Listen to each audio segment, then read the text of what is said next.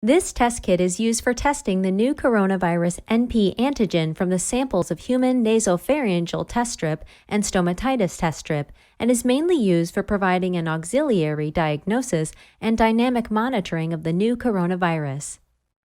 To start testing, open the sampling kit. Take out the test card, diluent, cotton swab, and sample cup. Open the sample cup and fill it with 12 drops of diluent.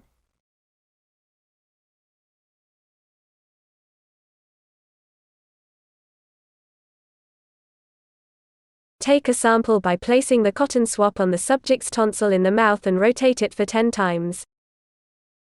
Insert the test strip into the diluent in the sample cup and rotate it for 10 times. Place the test card on a flat surface with the sample hole facing up.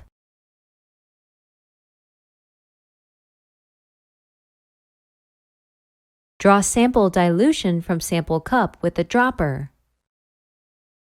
Fill the sample hole of the test card with 3 drops of sample dilution from dropper.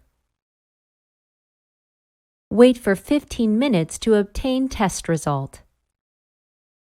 Test is complete.